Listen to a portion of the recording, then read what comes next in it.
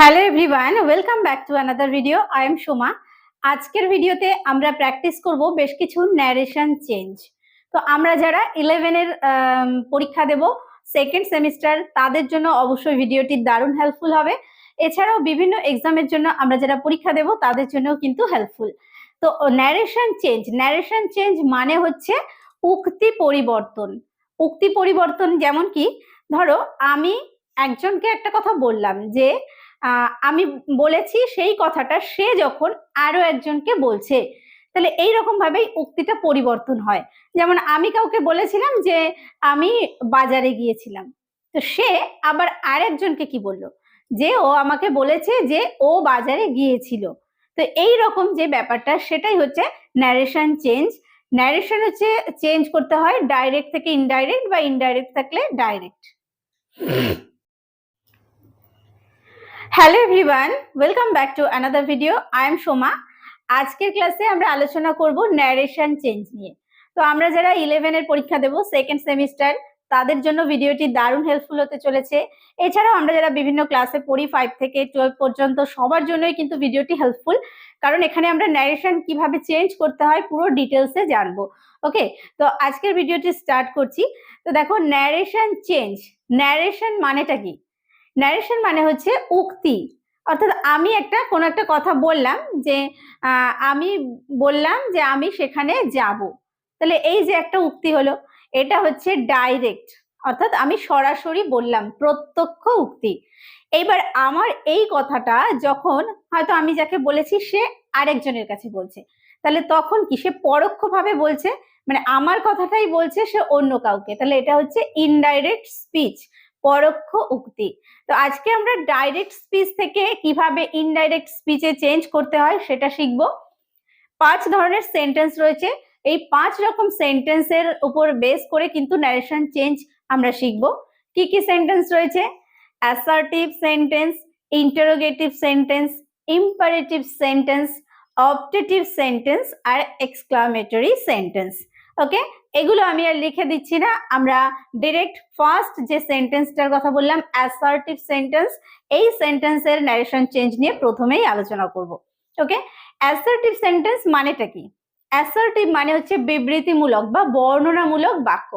একটা সিম্পল, যে আমি বলেছিলাম আমি সেখানে গিয়েছিলাম, বা এইরকম যে সেন্টেন্স, সে বলেছিল সে এখানে আসবে, এই যে সাধারণ যে একটা বিবৃতি বা বর্ণনা, এটাই হচ্ছে অ্যাসার্টিভ সেন্টেন্স। আমরা যখন এই যে ন্যারেশন চেঞ্জটা প্র্যাকটিস করব, তখন আমাদের কাছে আরো ক্লিয়ার হয়ে যাবে। দেখো, প্রথম সেন্টেন্সটা কি লিখেছি? হি সেড, সে বলেছিল, ইউ আর আ ফানি ফেলো, তুমি একজন, ফানি মানে হচ্ছে মজাদার, ফেলো হচ্ছে সঙ্গী, তাহলে সে বলেছিল তুমি একজন মজাদার সঙ্গী। এবার কে কাকে বলেছিল? এই যে ইউ, সে তাহলে আমাকে বলেছিল। আমি কারোর কথাটাকে বলছি, যে কেউ হয়তো আমাকে বলেছিল যে ইউ আর আ ফানি ফেলো, তুমি একজন মজাদার সঙ্গী। এটা কি? ডাইরেক্ট একটা স্পিচ। দেখো আমি এখানে লিখেছি ডাইরেক্ট, ডাইরেক্ট স্পিচ, সে ডাইরেক্ট আমাকে বলেছিল। আমরা সেন্টেন্স দেখে কিভাবে বুঝবো এটা ডাইরেক্ট না ইনডাইরেক্ট? দেখো, এখানে একটা কমা আছে, তারপরে যে কোট আনকোট করা আছে, কেন? এই কমার পরের এই যে কোট আনকোট করা রয়েছে, এই যে কথাটা, এই কথাটা সে বলেছিল। এবার আমরা যখন ইনডাইরেক্ট করব, অর্থাৎ ডাইরেক্ট থেকে ইনডাইরেক্ট করব, তাহলে কি বলবো? সে বলেছিল যে, সে বলেছিল যে, আমাকে বলেছিল। You are a funny fellow, ইউটা হচ্ছে আমি, আমাকে বলেছিল। ইউ আর আ ফানি ফেলো, তাহলে আই আমার কথা বলছে, তাহলে আমি যখন অন্য কাউকে এই কথাটা বলছি, যে সে বলেছিল আমি একজন মজাদার সঙ্গী, তাহলে আই, এখানে একটু দেখতে হবে সেডটার কিসে রয়েছে, এই যে রিপোর্টিং যে ভার্ব, এই যে ভার্বটা, এটা বলা হয় রিপোর্টিং ভার্ব। এই ভার্বটা পাস্ট টেন্সে থাকলে এখানে আমাদের যে রিপোর্টেড স্পিচের ভার্ব রয়েছে, এই ভার্বটাও পাস্ট টেন্সে হয়। ঠিক আছে, তো দেখো আমরা চেঞ্জ করি। হি সেড, হি সেড, সে বলেছিল, এরপরে হবে একটা দ্যাট। অ্যাসার্টিভ সেন্টেন্সের ক্ষেত্রে একটা অবশ্যই কিন্তু দ্যাট ইউজ হবে, যে। হি সেড দ্যাট, সে বলেছিল যে আই, ইউটা হচ্ছে আই হয়ে যাবে। এবার এখানে দেখো ইউ আর বলেছে, কিন্তু আই এর পরে কি হবে? ধরো আমি একজন ভালো সঙ্গী বা মজাদার সঙ্গী, তাহলে আই অ্যাম হয়। যেহেতু এখানে রিপোর্টিং যে ভার্ব সেটা সেড রয়েছে, তাই এখানে ওয়াজ হবে, পাস্ট ফর্ম। ঠিক আছে, he said that I was, তারপরে যেটা আছে a funny fellow. He said that I was a funny fellow, সে বলেছিল যে আমি একজন মজাদার সঙ্গী ছিলাম। তাহলে এটা হলো ইনডাইরেক্ট, ইনডাইরেক্ট স্পিচ, অর্থাৎ প্রত্যক্ষ উক্তি প্রথম, নেক্সট আমরা সেখান থেকে করলাম পরোক্ষ উক্তি, ডাইরেক্ট টু ইনডাইরেক্ট। নেক্সট দেখো, the boy said to his friend, the boy ছেলেটি সেড বলেছিল টু হিজ ফ্রেন্ড, তার বন্ধুকে। ছেলেটি তার বন্ধুকে বলেছিল, কি বলেছিল? I went to school yesterday, I went to school, আমি স্কুলে গিয়েছিলাম, ইয়েস্টারডে হচ্ছে গতকাল। তাহলে এটা দেখো আমরা ডাইরেক্ট স্পিচ বুঝবো, এখানে কমা রয়েছে আর এই কোট আনকোট করা রয়েছে। কোট আনকোটের মধ্যে কি রয়েছে? I went to school yesterday, আমি গতকাল স্কুলে গিয়েছিলাম। তাহলে এই যে বিষয়টা, এটা কে গিয়েছিল? এই যে দ্য বয়, এই ছেলেটি গিয়েছিল। তার মানে ছেলেটি, এই যে দ্য বয়, তার মানে কে? এই আইটা হচ্ছে হি হয়ে যাবে, সে গিয়েছিল আমরা যখন ইনডাইরেক্ট করব। তাহলে এই আইটা কিন্তু সে, কিন্তু যেহেতু এখানে ডাইরেক্ট, সেই কারণে এই কোট আনকোটের মধ্যে রয়েছে, ওই জন্য এটা আই হিসাবেই আছে। এটাকে আমরা চেঞ্জ করি। দেখো, দ্য বয় ছেলেটি, সেড টু থাকলে, যে ক্ষেত্রে সেড টু থাকবে সেখানে আমরা ইউজ করব টোল্ড। দ্য বয় টোল্ড, কাকে বলেছিল? হিজ ফ্রেন্ড, তার বন্ধুকে। তারপরে একটা কি হবে? That. Okay, the boy told his friend that, যে, এবার দেখো হি, এখানে আমরা বললাম হি হবে, যে তার কথা আমি বলছি, ছেলেটির কথা। এটা ইনডাইরেক্ট হচ্ছে, যে ছেলেটি বলেছিল যে সে গতকাল স্কুলে গিয়েছিল। তাহলে the boy told his friend that he, এবার দেখো এখানে গিয়েছিল ওয়েন্ট, আবার এখানে আমাদের রিপোর্টিং ভার্বটাও রয়েছে পাস্ট টেন্সে। এখানে রিপোর্টেড স্পিচের যে ভার্ব সেটাও রয়েছে পাস্ট টেন্সে। তাহলে এখানে পাস্ট পারফেক্ট টেন্স হবে, কি হবে? Had, that he had, go went gone, ভার্বের third form. He had gone, সে গিয়েছিল, টু স্কুল, স্কুলে, ইয়েস্টারডে থাকলে হবে দ্য প্রিভিয়াস ডে, আগের দিন। The previous day. Clear?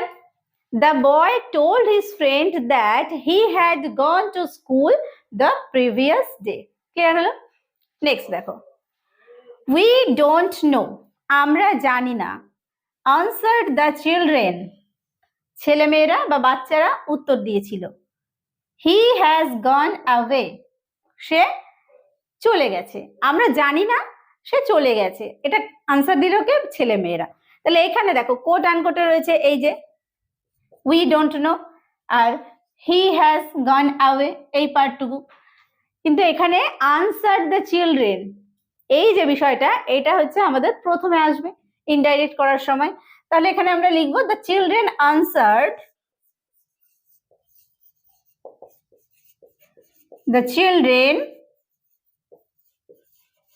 answered that, উত্তর দিয়েছিল যে, we don't know, আমরা জানি না।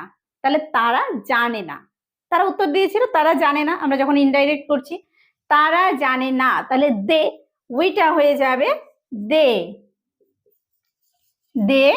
এবার ডোন্ট নো, জানে না, আবার আমাদের এখানে দেখো আনসার্ড রয়েছে, অর্থাৎ এই যে রিপোর্টিং যে ভার্ব সেটা পাস্ট ফর্মে রয়েছে, তাহলে এই ডোন্ট নোটা হয়ে যাবে ডিডন্ট নো। তাহলে দে ডিডন্ট নো মানে did not know, they didn't know. এখানে একটা অ্যান্ড দিয়ে আমরা পরের সেন্টেন্সটা করব, অ্যান্ড এবং এই যে হি, এবারে হ্যাজ রয়েছে আর এখানে দেখো রিপোর্টিং ভার্বটা যেহেতু পাস্ট টেন্সে রয়েছে আনসার, তাহলে হ্যাজটা হয়ে যাবে had. He had gone away, he had gone away. Clear? The children answered that they didn't know and he had gone away. Clear? Next দেখি, she said at last, সে বলেছিল শেষ পর্যন্ত, our baby is going to be healthy.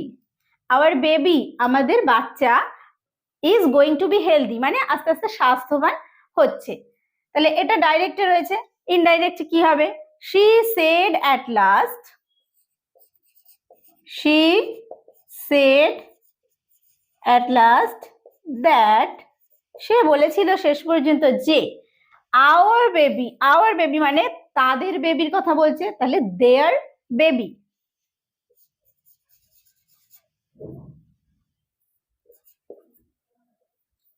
sorry, that their baby, এখানে past tense রয়েছে said, তাহলে isটা হয়ে যাবে was, their baby was going to be healthy. She said at last that their baby was going to be healthy, যে সে বলেছিল যে তাদের বাচ্চা শেষ পর্যন্ত স্বাস্থ্যবান হয়ে উঠছিল, এই বিষয়টা। তাহলে ক্লিয়ার হলো কোথায় আমাদের দ্যাট ব্যবহার করতে হবে, কোথায় রিপোর্টিং ভার্বটা পাস্ট থাকলে রিপোর্টেড স্পিচের যে ভার্বটা সেটাও পাস্ট টেন্স করতে হবে, এই বিষয়গুলো রয়েছে অ্যাসার্টিভ সেন্টেন্সের ক্ষেত্রে। এবার আমরা বেশ কিছু ইন্টারোগেটিভ সেন্টেন্স নিয়ে আলোচনা করব, অর্থাৎ প্রশ্নবোধক বাক্য।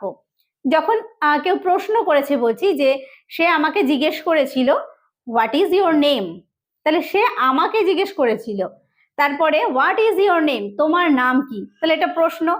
এই ধরনের সেন্টেন্স নিয়ে এইবার আমরা বাদবাকি ক্লাসটা করব। ইন্টারোগেটিভ সেন্টেন্স মানে বললাম প্রশ্নবোধক বাক্য। দেখো ফার্স্ট সেন্টেন্সটা দেখো, she said, সে বলেছিল, হোয়াটস দ্য ম্যাটার, কি ব্যাপার, তাহলে এটা রয়েছে ডাইরেক্ট স্পিচে। আমরা এখানে যে রিপোর্টেড যে স্পিচটা রয়েছে সেটা কোট আনকোট করা আছে, দেখে বুঝলাম যে এটা ডাইরেক্ট স্পিচে রয়েছে। ঠিক আছে, তো এইবার আমাদেরকে জানতে হবে একটু এই ডাইরেক্ট স্পিচের যে রিপোর্টেড স্পিচটা হয় সেখানে যে WH যুক্ত যে ওয়ার্ড থাকে, WH যুক্ত ওয়ার্ড যখন থাকে তখন একরকম ভাবে চেঞ্জ করতে হয়, আর যখন WH ওয়ার্ড না থাকে তখন আরেক রকম ভাবে চেঞ্জ করতে হয়, একটুখানি আলাদা আছে। তাহলে she said, সে বলেছিল, হোয়াটস দ্য ম্যাটার মানে ব্যাপারটা কি, তাহলে সে কি করলো, সে জিজ্ঞেস করলো, তাহলে এক্ষেত্রে আমরা ইউজ করব আস্ক। যেহেতু এখানে সেড আছে তাহলে আমরা করব আস্কড, she asked, সে জিজ্ঞেস করেছিল। এবার এখানে এই যে WH যে ওয়ার্ডটা থাকবে সেই ওয়ার্ডটা ইউজ করব, হোয়াট, তারপর এখানে এই যে সাবজেক্টটা থাকবে হোয়াটস দ্য ম্যাটার, তাহলে হোয়াট ইজ দ্য ম্যাটার, বিষয়টা কি, হোয়াট দ্য ম্যাটার ওয়াজ, এখানে ইজ রয়েছে, what is the matter, actually যেহেতু এখানে সেড রয়েছে পাস্ট ফর্ম রয়েছে সেই জন্য এখানে আমরা ওয়াজ ব্যবহার করব। তাহলে পুরো সেন্টেন্সটা কি হলো, she asked what the matter was, সে জিজ্ঞেস করেছিল ব্যাপারটা কি ছিল, what the matter was. Clear? Next, I asked, আমি জিজ্ঞেস করেছিলাম the man, লোকটিকে, আমি লোকটিকে জিজ্ঞেস করেছিলাম, why did you kill the goat, why did you kill, তুমি কেন মেরেছিলে the goat, ছাগলটিকে। এখানে ডাইরেক্ট স্পিচ, এখানেও দেখো WH ওয়ার্ড দিয়েই রয়েছে, তাহলে এখানে I asked the man, যেহেতু ask এখানে বলাই আছে তাহলে I asked the man আমরা লিখবো, I asked the man, আমি লোকটিকে জিজ্ঞেস করেছিলাম, তারপর এই যে why, WH ওয়ার্ডটা হবে why, তারপরে এই যে সাবজেক্টটা রয়েছে সেটা আমরা লিখবো, তাহলে সাবজেক্টটা কে এখানে বুঝতে হবে, সাবজেক্টটা হচ্ছে এই যে the man, I asked the man, আমি লোকটিকে জিজ্ঞেস করেছিলাম কি জিজ্ঞেস করেছিলাম? কেন সে ছাগলটাকে মেরেছিল। তাহলে কেন সে, হি, এই মানুষটির কথা বলা হচ্ছে। তাহলে ইউ মানে হির কথা বলা হচ্ছে। হোয়াই হি, এবার ডিড এখানে রয়েছে পাস্ট ফর্ম এবং এখানেও পাস্ট ফর্ম রয়েছে। তাহলে হোয়াই হি হ্যাড, এখানে হবে হ্যাড, তারপর কিল্ড, পাস্ট ফর্ম, কিলের past form, killed the goat. Okay, sorry, এখানে কোয়েশ্চেন মার্কটা হবে না, কোয়েশ্চেন মার্ক উঠে যাবে। I asked the man why he had killed the goat. আমি লোকটিকে জিজ্ঞেস করেছিলাম কেন সে ছাগলটাকে মেরেছিল। আর যখন প্রশ্ন হচ্ছে, আমি লোকটিকে জিজ্ঞেস করেছিলাম যে কি তুমি ছাগলটাকে মেরেছিলে কেন, এইভাবে প্রশ্ন। কিন্তু যখনই আমরা ইনডাইরেক্ট করছি তখনই যে আমি তাকে জিজ্ঞেস করেছিলাম, কি জিজ্ঞেস করেছিলাম, কেন সে ছাগলটা মেরেছিল সেটা আমি জিজ্ঞেস করেছিলাম। এরকম ভাবে করতে হবে, ঠিক আছে। Next, how many will you eat. তুমি how many will you eat old man, তুমি কতগুলো খেতে পারবে বৃদ্ধ মানুষ।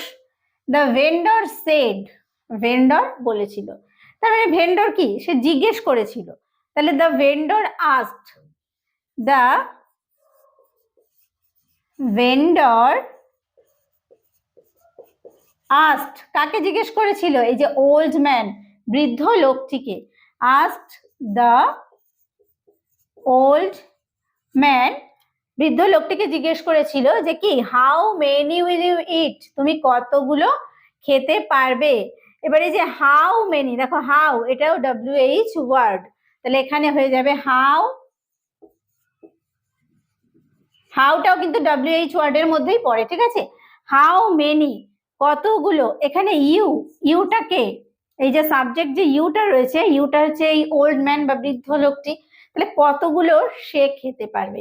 হাউ মেনি হি, এবারে এখানে উইল রয়েছে আর এখানে যেহেতু সেড রয়েছে রিপোর্টিং ভার্বটা, তাহলে এখানে উইলটা হয়ে যাবে উড।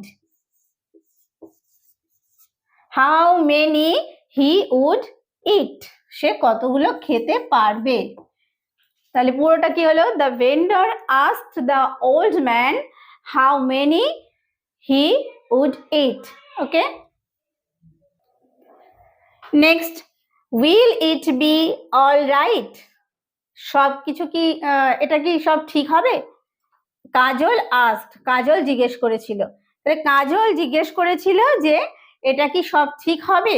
তাহলে কাজল আস্কড, কাজল আস্কড, কাজল জিজ্ঞেস করেছিল। এবার দেখো, will it be all right, সবকিছু কি ঠিক হবে। তাহলে এখানে দেখো কিন্তু WH ওয়ার্ড নেই, এটা উইল দিয়ে স্টার্ট হচ্ছে। WH ওয়ার্ড যেখানে থাকবে না সেখানে ইউজ করব ইফ বা weather.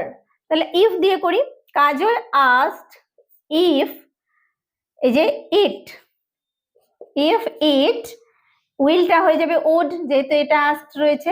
If it would be all right, would be all right. Okay, Kajal asked if it would be all right, কাজল জিজ্ঞেস করেছিল যে এটা সব ঠিক হবে কিনা, সেটা জিজ্ঞেস করেছিল। নেক্সট দেখো, my friends said to me, আমার বন্ধুরা আমাকে বলেছিল, would you like to enjoy, তুমি কি উপভোগ করতে চাও, a short trip, একটা ছোট্ট ট্রিপ অর্থাৎ ভ্রমণ, বাই আ কার, গাড়িতে করে, টুমরো, আগামীকাল। তাহলে my friend said to me, আমার বন্ধুরা আমাকে বলেছিল, would you like to enjoy a short trip by a car tomorrow, আগামীকাল গাড়িতে করে একটা শর্ট ট্রিপ, সেটা কি তুমি এনজয় করতে চাও। তাহলে কি, আমার বন্ধুরা আমাকে জিজ্ঞেস করেছিল, তাহলে কি লিখবো, my friends asked me, my friends asked me, আমার বন্ধুরা আমাকে জিজ্ঞেস করেছিল। দেখো, would you like to enjoy, তুমি কি উপভোগ করতে চাও, এটা তো WH ওয়ার্ড নয়, তাহলে এখানে আমরা কি ইউজ করব, ইফ। ইফ, তারপরে এখানে সাবজেক্ট, এখানে ইউ আছে, তাহলে ইফ আই, এবার ইফ আই, এখানে উড আছে, এখানে উডই হবে, if I would like to enjoy a short trip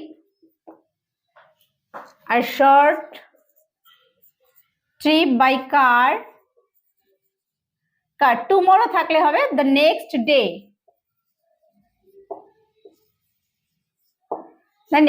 my friends asked me if I would like to enjoy a short trip by car the next day.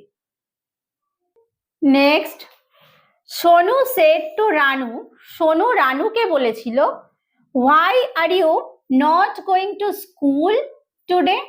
তুমি আজ স্কুলে যাচ্ছ না কেন? এটা কে বলেছিল? সোনু বলেছিল রানুকে। তাহলে সোনু asked রানু, সোনু asked রানু। এখানে ওয়াই আছে, WH ওয়ার্ড, তাহলে ওয়াই, তারপর কি এখানে ইউটা কে? এটা রানুকে জিজ্ঞেস করেছে, তাহলে রানু, রানু মানে এখানে আমরা ইউজ করবো শি, ওয়াই শি। এখানে আর রয়েছে, এখানে যেহেতু পাস্ট ফর্ম রয়েছে রিপোর্টিং ভার্বটা, তাহলে এখানে আমরা ওয়াজ ইউজ করব। Why she was not going to school